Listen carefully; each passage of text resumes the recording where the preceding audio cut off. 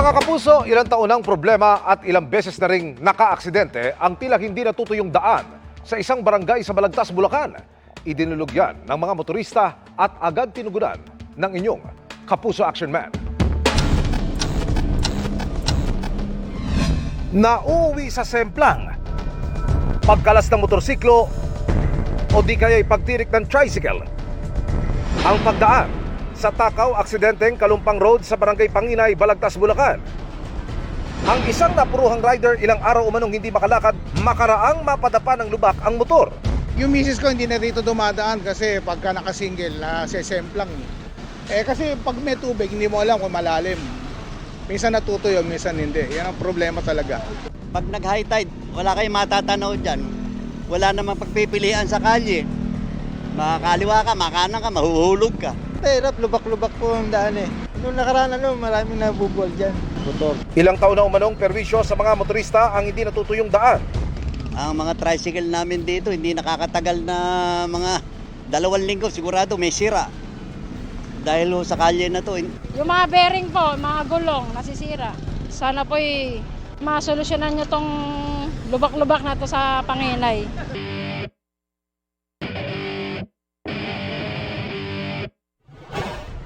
Dumulog ang inyong Kapuso Action Man sa DPWH, District 1 Engineering Office.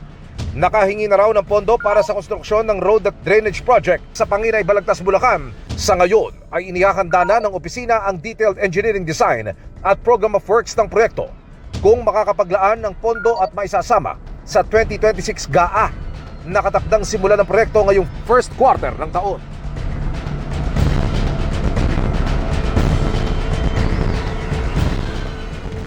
Tututukan namin ang sumbong na ito. Para sa inyong mga sumbong, pwedeng mag-message sa Kapuso Action Man Facebook page o magtungo sa GMA Action Center sa GMA Network Drive, Corner Samar Avenue, Diliman, Quezon City. Dahil sa anumang reklamo, pang-abuso o katiwalian, tiyak, may katapat na aksyon sa inyong Kapuso Action Man.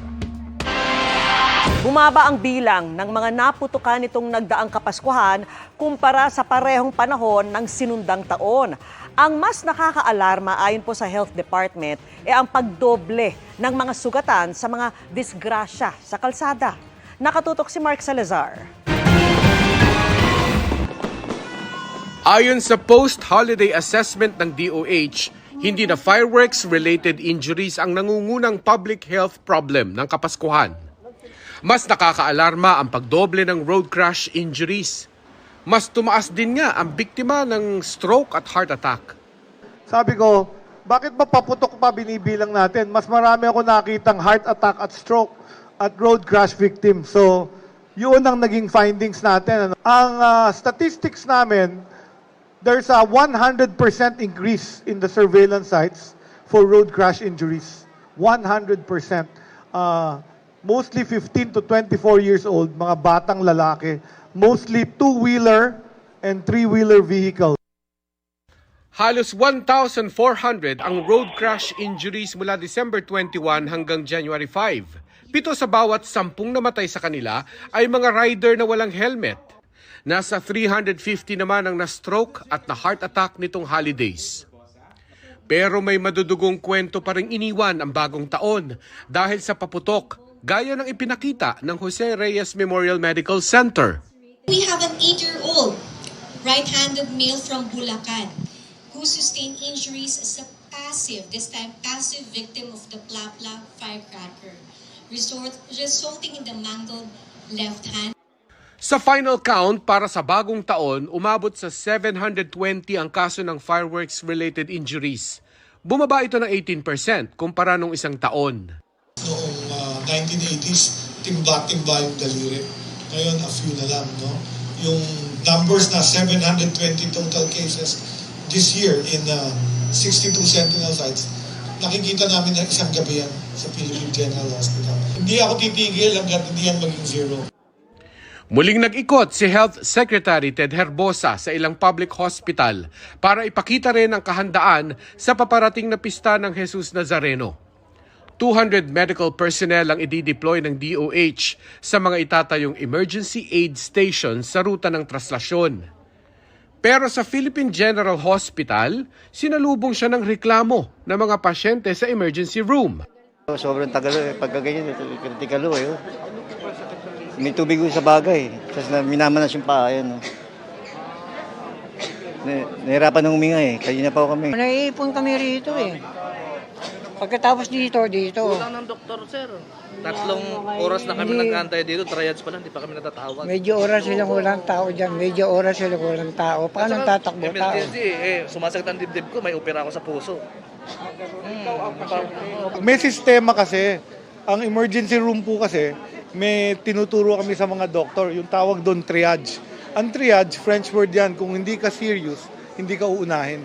Hindi to parang pila sa palengke o sa movie house. Ang pila dito, base sa kondisyon ng pasyente. So pag ikaw namamatay or na-injure ka na, una kang papunta dalhin sa resuscitation. So yung mga pasyente pong pinahintay, na-assess na po kayo. Ibig sabihin nun, pwede kayong maghintay, kaya kayo pinahintay.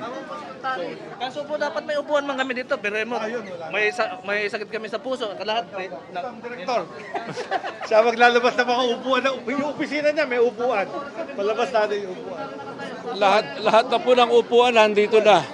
Magdadagdag na lang kami.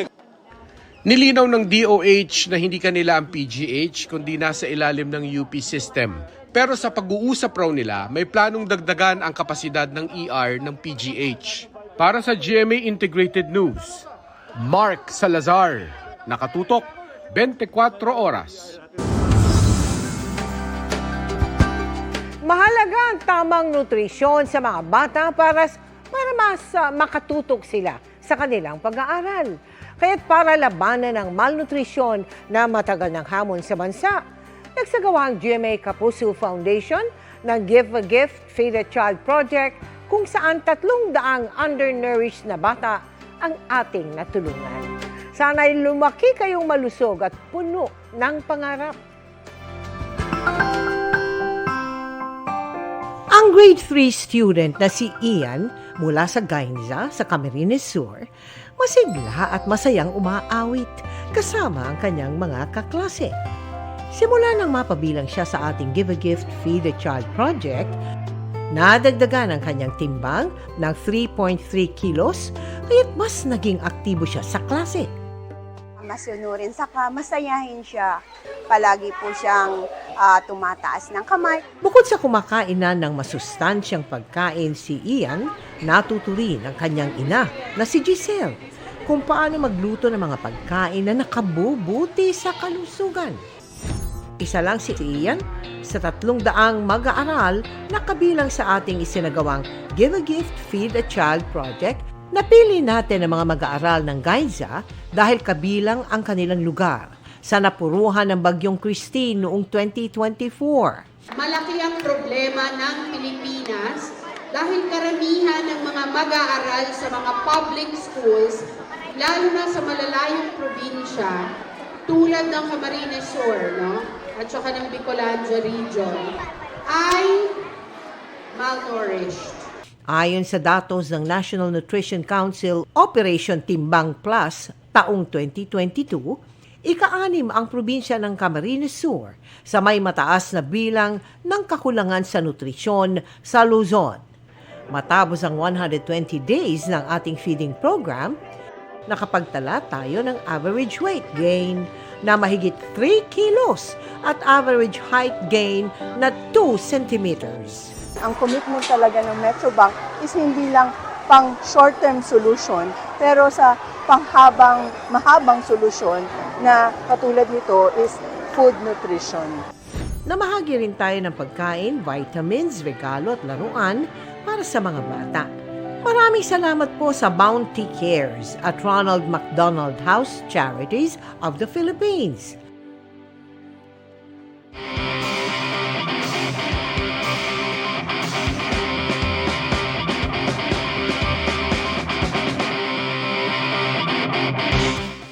Challenging lalo na para sa mga first-time parents ang early detection kung may problema sa development ang kanilang mga anak. Isa yan sa gustong tugunan ng app na binuo ng mga doktor at eksperto kung saan mas madaling mare-record ang milestones ng mga bata. Tara, let's change the game! Are you a first-time parent na maraming tanong tungkol sa development ng iyong baby? si Mommy Analia. Online videos ang naging sandalan para ma-confirm ang kanyang mga tanong.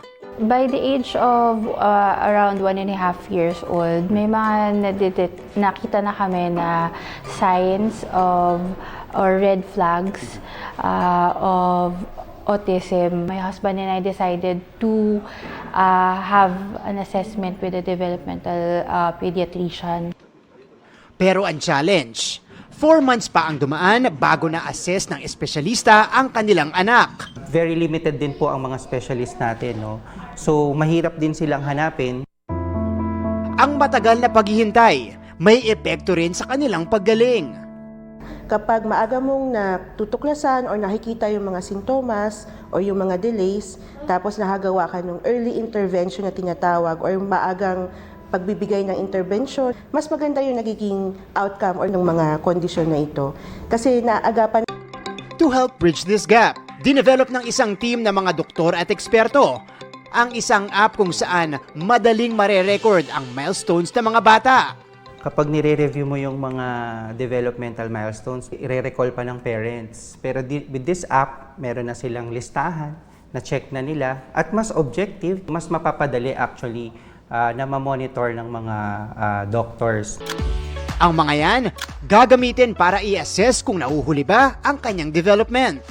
Once na na-enroll ng parents sa kanyang information, i-enroll din niya yung information ng kanyang kid. And then lalabas dito yung mga milestone months. Like for example, for 0 to 2 months, meron siyang mga domains ng milestone activities. So we have social, communication, cognitive, and physical.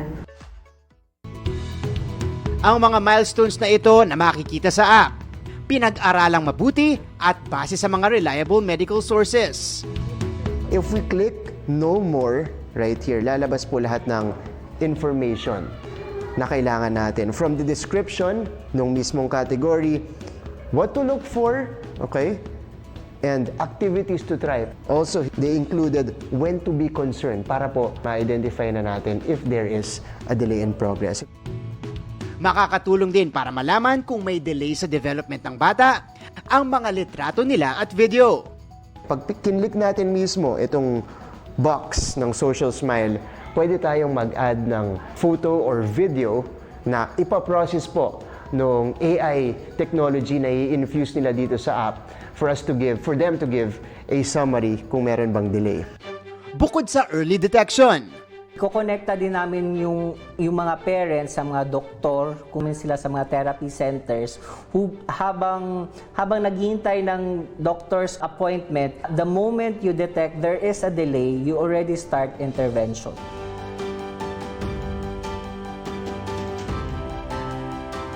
There you have it mga kapuso, it's another game-changing app na makakatulong for early detection of children's development delays and disorders. Nang sa gayon, matulungan din silang maagapan ito. Para sa GMA Integrated News, ako si Martin Javier, changing the game! New Year, new win para po sa Filipina tennis player na si Alex Ayala. Nagwagi sa doubles opening round ng ASB Classic sa Auckland, New Zealand si Alex at American partner niyang si Iva Jovic. Nakatapat ng pares ang mga tennis superstar na sina dating world number 1 Venus Williams at Elina Svitolina. Hinihintay pa ng dalawa kung sino ang susunod nilang makakalaban.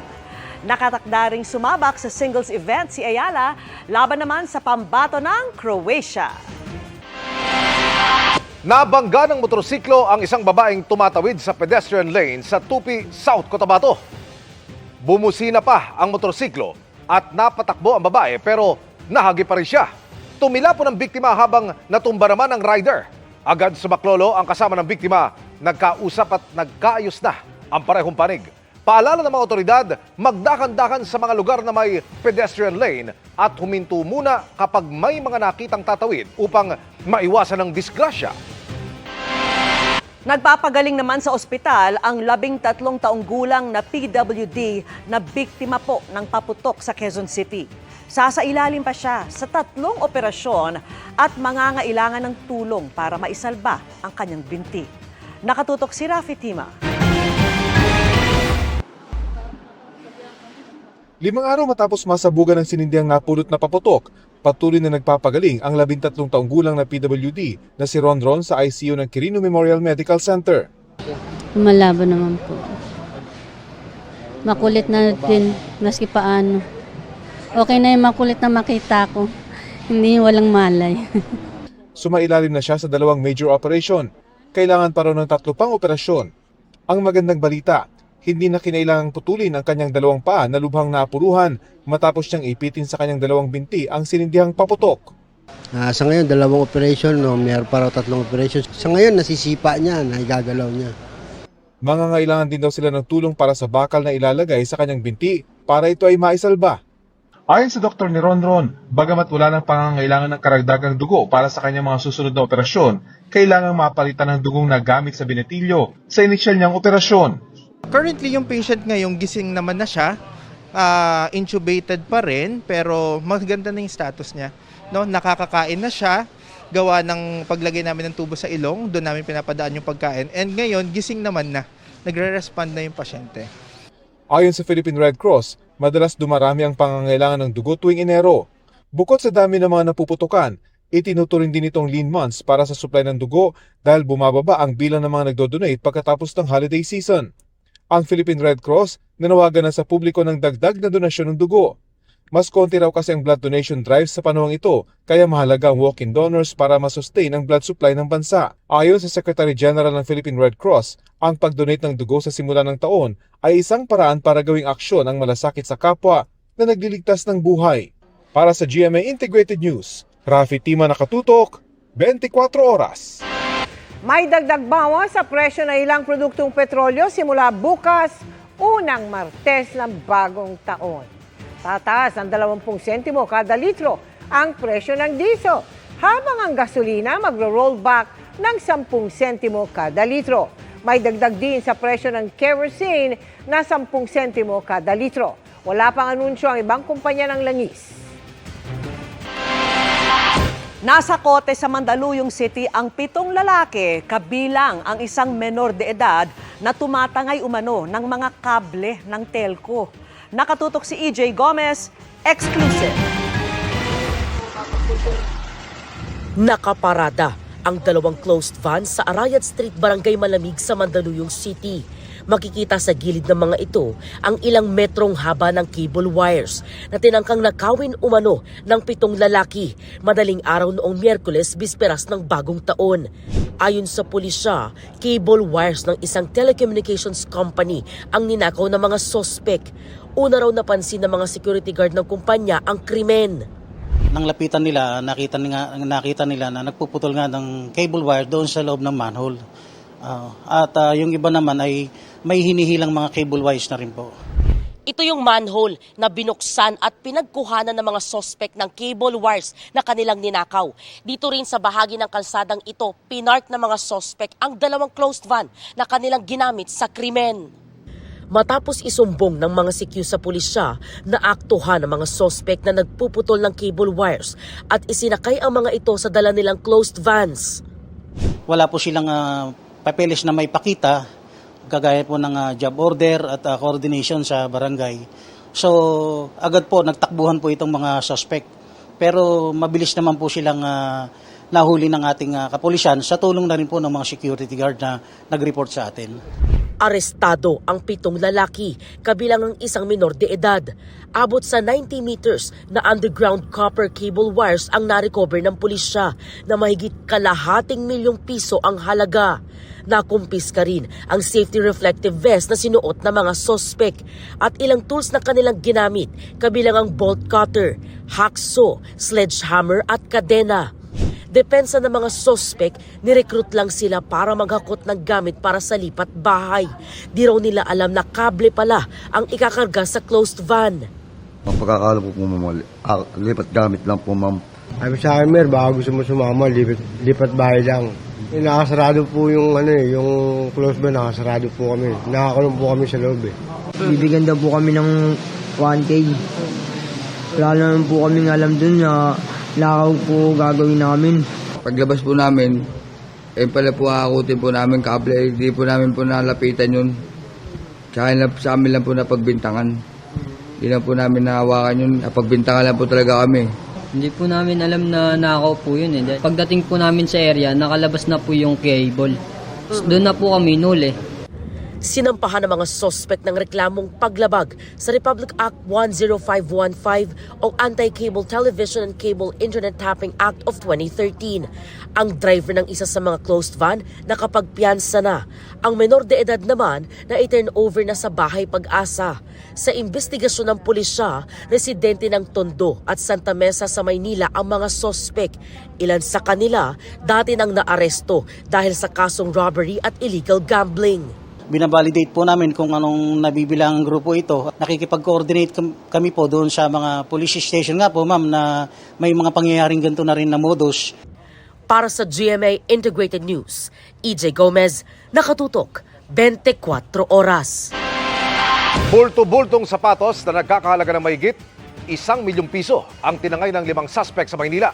Ang insidente nangyari nang ihak umano ang delivery app na ginamit ng seller. Nakatutok si Bea Pinlac. Sa kulungan na sinalubong ng lalaking yan ang bagong taon, kasama ang 4 niyang kapitbahay na kasabwat niya umano sa pagtangay sa sandamakmak na sapatos mula sa isang truck na binook sa isang delivery app. Ayon sa pulisya, nag-book ang seller ng delivery truck para mapadala ang 60 box ng sapatos mula Maynila patungo sa buyer sa Pasay. Ang halaga ng kahon-kahon ng sapatos nasa 1.5 million pesos. Later on, nagulat siya nung naka-receive siya ng cancellation details. Pero na-receive na yung mga parcel. Nakuha na yung 60 boxes ng sapatos bago siya maka-receive ng cancellation details. From there, nabago din yung drop-off location ng mga items. Ang drop-off location sa app naging Las Piñas imbis na sa Pasay. Agad raw pina-check ng seller ang logbook ng bodega nila para matunto ng driver na nag-pick up sa mga sapatos. Nakipag-cooperate naman siya kasi kahit siya mismo nagtataka kasi medyo alanganin yung lugar na pagbababaan niya.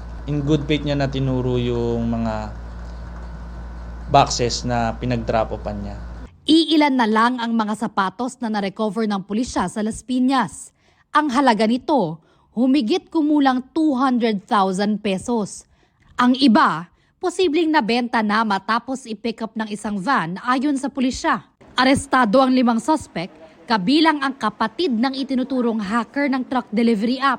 For now, under investigation pa rin kung paano nangyari yung ganon na biglang nagbago yung rider and yung drop-off location. At patuloy pa rin natin hinahanap yung pinaka-mastermind, yung hacker na sinasabing kapatid nung isa sa mga nahuli natin. Giit ng ilang suspect, tumulong lang sila sa pagbuhat ng mga kahon. Dami alam kung saan galing yung ano na yun, ma'am eh.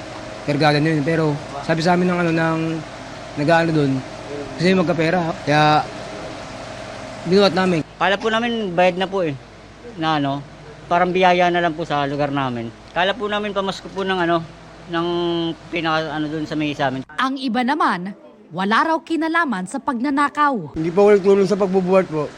Wala po ako ron. Reklamong estafa kaugnay ng Cybercrime Prevention Act ang isinampa laban sa mga suspect. Paalala ng pulisya sa publiko, maging mabusisi sa pag-check sa detalye ng mga nabubuk na driver sa mga delivery app. Sinusubukan pang hinga ng pahayag ang delivery app. Para sa GMA Integrated News, Bea Pinlac, nakatutok 24 oras. Suspect na ang turing sa 5 persons of interest sa pagsabog na kumitil sa buhay ng isang bata sa Tondo sa Maynila. Yan ay matapos nilang hindi sumipot sa Manila Police Headquarters. Maghahain ng MPD ng kaso sa pamagitan ng regular filing laban sa kanila. Sasampahan ang mga sangkot ng reklamong reckless imprudence resulting in homicide and serious physical injuries at paglabag sa paggamit ng illegal na paputok. Hinihintay pa ang resulta ng examination ng forensic unit ng MPD. Patuloy naman nagpapagamot ang isa pang biktima na nasugatan sa parehong pagsabog. Samantala, kaugnay ng pagsabog sa Nara Street, lumalabas na ang illegal na paputok na atomic bomb ang sumabog. Base yan sa post-blast investigation ng District Explosive and K9 Unit. Inaalam pang intensyon sa pag-iwan ng paputok. Patuloy rin ang kanilang paghahanap sa karagdagang CCTV at mga testigo para matukoy kung sino mismo ang nag-iwan ng paputok. Dininig ng korte sa Lapu-Lapu City ang motion to quash information na inihain ng kampo ng kontratistang si Sara Diskaya at kapwa niya mga akusadong nahaharap sa kasong graft at malversation of public funds. Ayon po sa depensa, walang jurisdiksyon ang Lapu-Lapu City RTC sa kaso dahil ang pinag-uusapang 95.6 million peso na umunoy ghost flood control projects ay nasa Malita, Davao Occidental. Matatanda ang ipinalipat ng Supreme Court ang kaso ni Diskaya sa Lapu-Lapu City, batay na rin sa guidelines nito na ang mga kasong may kinalaman sa korupsyon ay dapat dalhin sa pinakamalapit na designated anti-graft court sa judicial region. Pero giit ng depensa, hindi applicable ang guideline na ito dahil wala naman sa mga akusado na may posisyong may salary grade 27 o mas mataas pa. Nananatiling nakakulong sa Lapu-Lapu City Jail male and female dormitory ang mga akusado. Nakatakdang desisyonan ang mosyon hanggang isang araw bago ang pagbabasa ng sakdal sa mga akusado sa January 13. 2025 has been an emotional rollercoaster ride para kay Shuvi Etrata na tinapos ang taon sa isang special trip sa Japan at pagbisita sa kanyang pamilya sa probinsya. At ngayong nakabalik na si Shuvi, ano-ano na kaya ang mga aabangan sa kanya? Makichika kay Athena Imperial. Mula sa kanyang snowy holiday sa Japan, back to work na si PBB Celebrity Collab Edition ex-housemate Shuvi Etrata. Masaya niyang kinuwento ang kanyang first snow experience at pag-aaral niya ng ski. Masayang experience siya kasi it took me 2 days to learn it. Di nga raw niya napigil maging emosyonal looking back sa lahat ng kanyang mga pinagdaanan bago makamit ang mga tinatamasa ngayon. Lahat yun worth it kasi nagagawa ko na yung mga bagay na gusto ko. Umuwi rin sa probinsya si Shuvi nitong holiday season para makapag-quality time kasama ang pamilya. Pumunta kami sa yung nabili naming bahay. Iyak lang ako ng iyak doon. Kung may bahay na tayo. Talaga namang overflowing ang blessings na natatanggap ni Shuvi na tinupad din ang hiling na gadgets ng kanyang mga kapatid. Doon sila nag-read ng PDF kasi everything is online now. So, it's a really great tool for, for your studies or education. Extended pa ang blessing sa kanilang mga kapitbahay sa General Santos City na nilibre niya naman ng sine. Kasi syempre, first movie ko to. Yung mismong mall na yon, doon kami nanonood nung nakatira pa ako sa Jensen. So, sabi ko talaga dapat doon tayo manood ulit para mabalik ko. Pero ako na maglibre sa lahat. Kahapon, nakibonding din siya sa mga kapangkat Shuvi. Ngayong 2026, mas recharged at mas ready na si Shuvi, lalo't marami raw ang aabangan sa kanya ng supporters. Abangan nila ang Master Cutter with Sir Ding Dong Dantes, with Ate Max Collins.